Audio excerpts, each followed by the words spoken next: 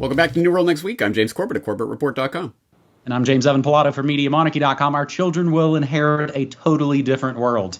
We've got that story, plus that space plane landed, but first, whoops, World War III. NATO chief says Poland blast likely caused by Ukrainian missile, but it's not Ukraine's fault.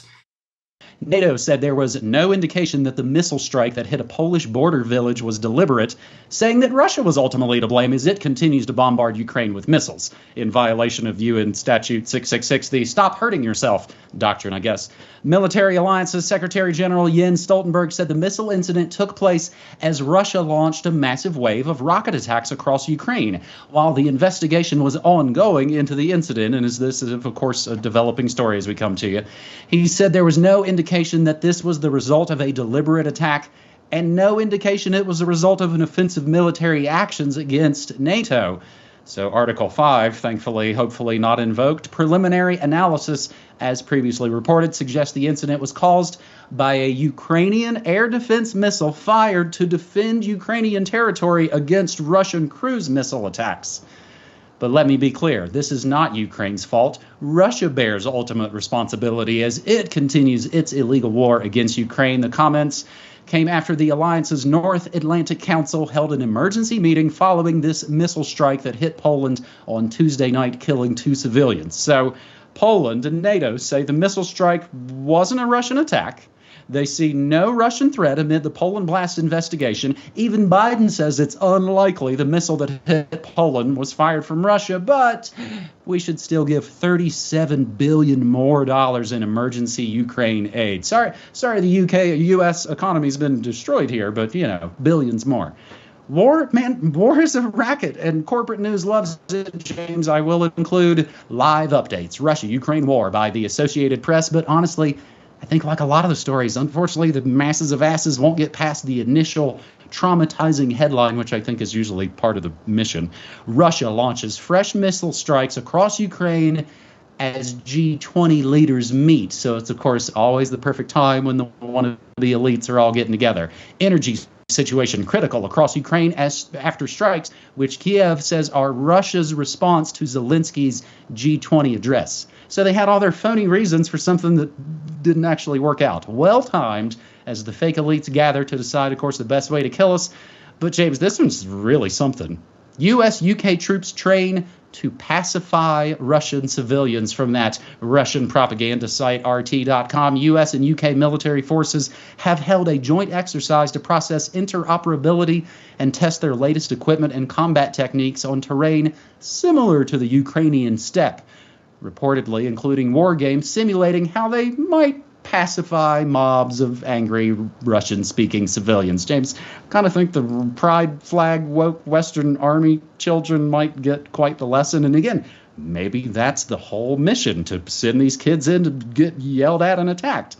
The ongoing drills are being held in California's Mojave Desert as part of the Pentagram's Project Convergence, which was expanded this year to include participation by allies Australia, Canada, New Zealand, and the UK. Oh, so all the fascist COVID concentration camp crown countries that were super into locking people down, they're going to lock down Russia now. Again, try to laugh to not cry. If we keep acting like this, James, Russia is not going to help us win the next world war like they did the first couple. James?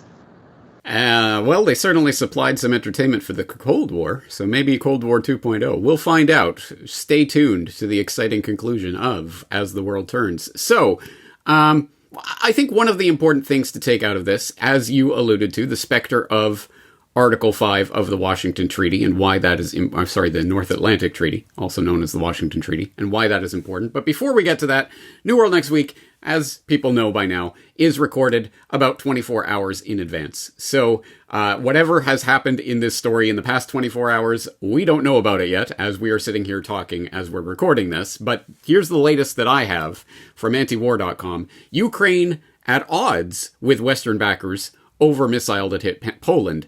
Ukraine is at odds with its Western backers over the missile that landed in Poland and killed 2 people. Ukrainian President Volodymyr Zelensky said Wednesday that he's confident that the missile didn't come from his country, even after NATO, Poland, and the US said it was likely fired by Ukrainian air defenses. I have no doubt that it was not our rocket, Zelensky told reporters, adding that his assessment was based on reports from his military commanders.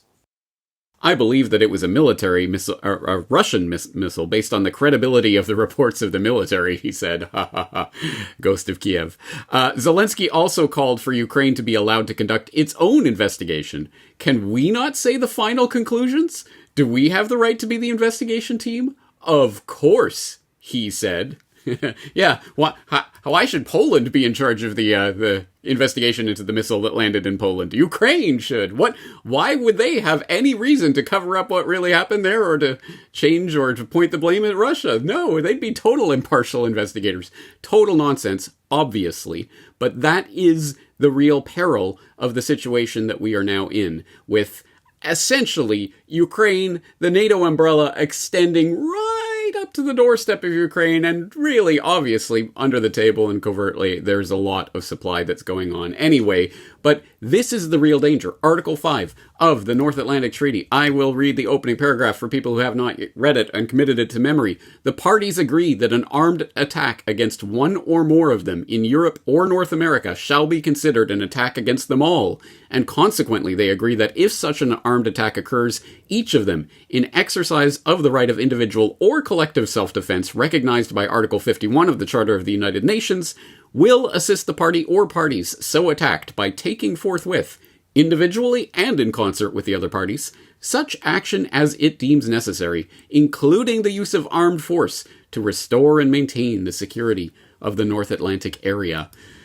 So that is what is on the line every single time any sort of incident happens anywhere in NATO territory, and as I say, right up to the doorstep of Ukraine. So anything that happens, imagine if Biden and everyone else, Stoltenberg and the other clowns, came out and said, yeah, we think it was Russia. What next? What does that mean? Suddenly we are at the brink of all full scale, all out, potentially thermonuclear war on the basis of a missile that hit Poland and 2 people died, and suddenly the world could be ending. I mean, this is the type of incredibly hair-trigger situation we're in, and we're in it because of that fundamental lie delivered to Gorbachev in 1991 as the Soviet Union's collapsing. Don't worry, we won't go 1 inch to the east. Not 1 inch east. Meanwhile, they're now in Poland, and Ukraine is heavily lobbying to become part of NATO. Do Americans want to die in a fiery, horrible death for a missile somewhere in the hinterlands of Poland? Is that really what the point that we're at? And is that really what people want to commit themselves to? I would think not. But if people who do not know about Article 5, and the one and only time in the history of NATO it was ever invoked in October of 2001, I would highly suggest you check out or refamiliarize yourself with False Flags, The Secret History of Al-Qaeda, specifically Part 3, where I went through how they invoked Article 5 after 9/11, and the fact it was a joke based on no evidence whatsoever. That is what stands between us and all-out thermonuclear war. So keep that in mind, NATO supporters out there, and people who think that the North Atlantic Treaty is what is keeping the world safe instead of at the brink of all-out war. So this is interesting. It's in some ways are the proxies finding out that they are just that, like BLM found out after the flaming peace riots of 2020. Is former sketch comedian Zelensky going, hey, I might be just a pawn in a much larger, I thought I was the star. I was hanging out on the Grammys and the Oscars and stuff. Agent Spicoli, as I do call Sean Penn, he just gave his Oscar to Zelensky. There's doubling down into just the insanity on all the levels. And we'll keep track of it here in New World Next Week, as we have been doing for over 13 years. Our second story on this New World Next Week, episode 502, Reuters cries overpopulation making climate justice harder. Climate extortion, as we called it last week. Leave it to Reuters to indirectly resurrect eco-extremist Dr. Paul Ehrlich's hysterical population bomb as the culprit behind the left's struggle to achieve so-called climate justice. That's what it is. That's the main reason. Reuters published an asinine climate doom-mongering story with a headline that needs no explanation. Climate justice gets harder as world population passes 8 billion. The article screeched that the overpopulated world signals more hardship for regions already facing resource scarcity due to climate change, not resource scarcity due to like Nestle stealing your water or anything. Despite the continual debunking of Ehrlich's boogeyman of an overpopulated world since the 1968 publication of his book, Reuters mindlessly paralleled Ehrlich's logic. Rapid population growth combined with climate change is likely to cause mass migration and conflict in coming decades, experts said. In his 1968 book, Dr. Paul Ehrlich predicted a population-led oblivion in the 70s that, of course, never materialized, an Armageddon scenario that he continued to push decades later, even when it was obviously not true. Ehrlich wrote in The Population Bomb, in the 1970s, the world will undergo famines. Hundreds of millions of people are going to starve to death. He added, our children will inherit a totally different world, a world in which the standards, politics, and economics of the 60s are dead. Good riddance, sellout boomers. Smithsonian Magazine even noted that Ehrlich's agitprop, that is agitation, propaganda, I think 90% of so-called news is agitprop. It is meant to agitate and propagandize people, sidebar, gave a huge jolt to the nascent environmental movement and fueled an anti-population growth crusade that led to human rights abuses around the world. Of course, Reuters made no attempt to distance itself from Ehrlich. They didn't have to, because Americans can't and don't read. That and the fact they never even mention him in the article at all. I will give you the link to it, the archive link. Climate justice gets harder as world population passes 8 billion, but it's a bug that they want you to eat. It's a feature. Humans could face a reproductive crisis as sperm count declines, study finds. Study published in the journal Human Reproduction Update, based on 153 estimates from men who were probably unaware of their fertility, suggests that the average sperm concentration fell between 1973 and 2018, a drop of 51.6%. Total sperm counts fell by 62.3% during the same period.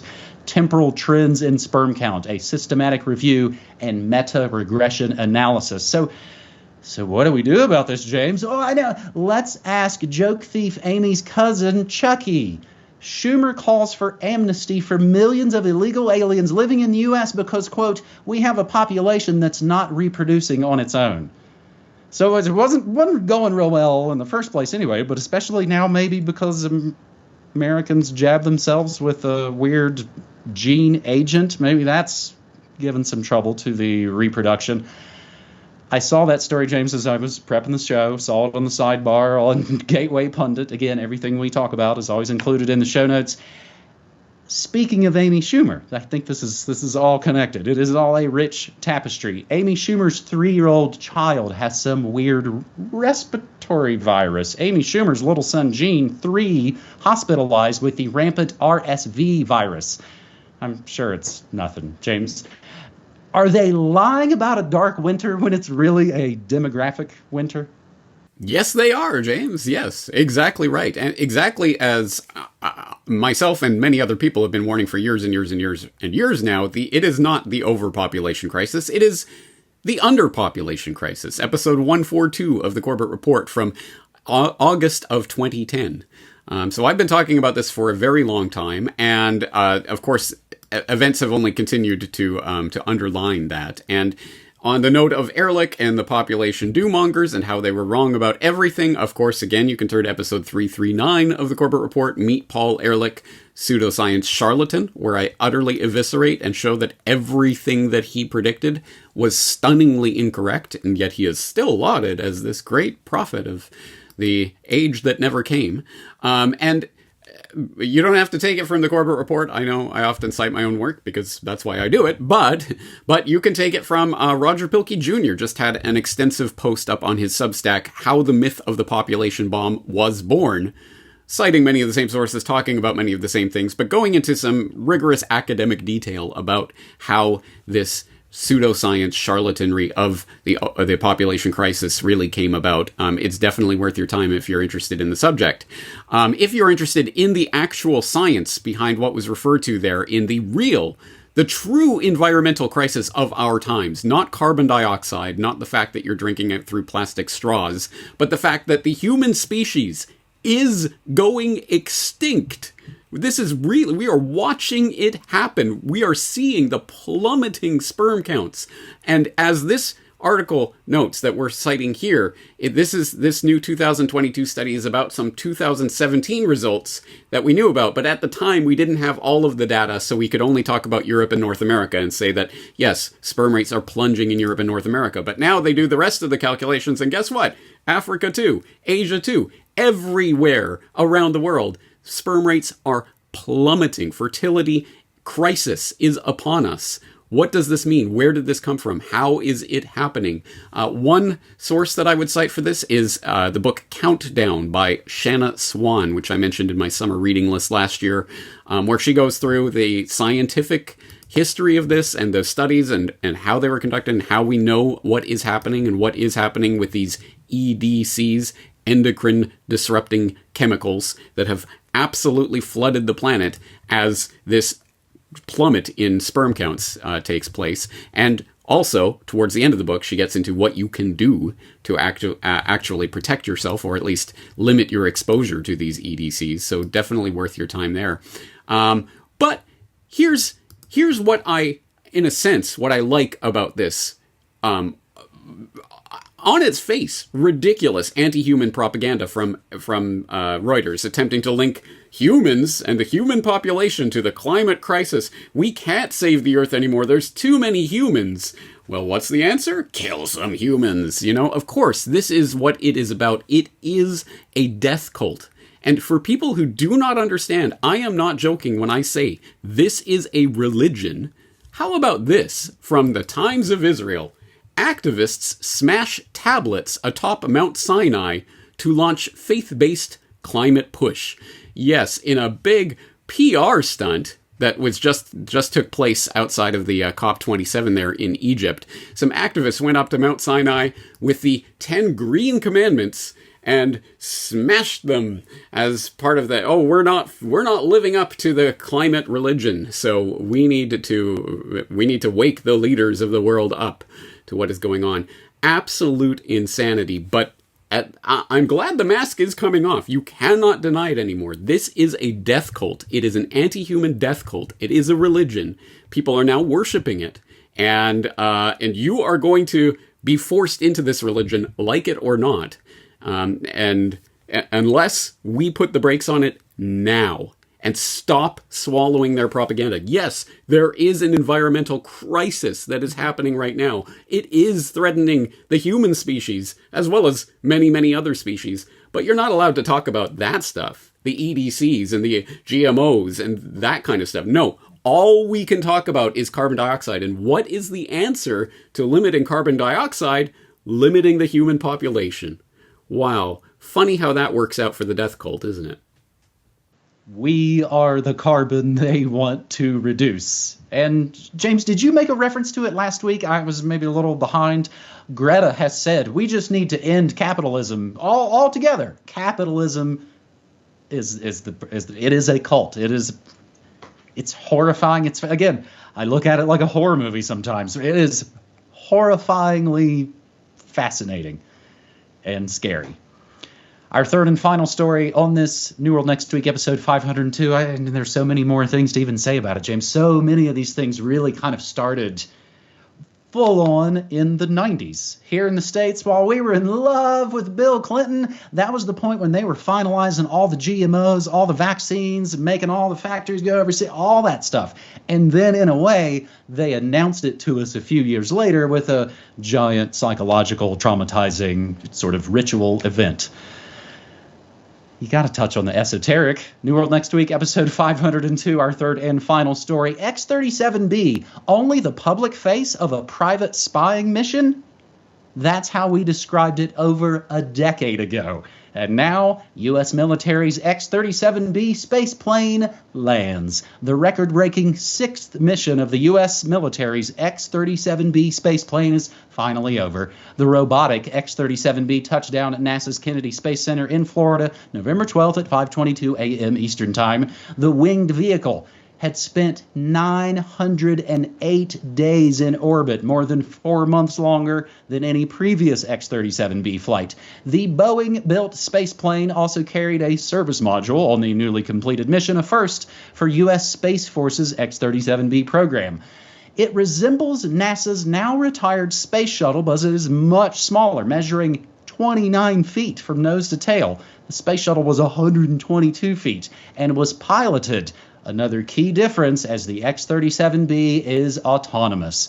The U.S. Space Force, like Operation Warp Speed, a Trump thing they love, is thought to own 2 X-37B vehicles, both of which were provided by Boeing, which is where former sketch comedian Bill Nye the Science Guy used to work. To date, the duo has flown 6 orbital missions. Space Farce and Boeing described the X-37B as chiefly a testing platform. The vehicle allows researchers to see how payloads work in the space environment and then examine them afterwards on the ground. Since the X-37B's first launch in 2010, it has shattered records and provided our nation with an unrivaled capability to rapidly test and integrate new space technologies.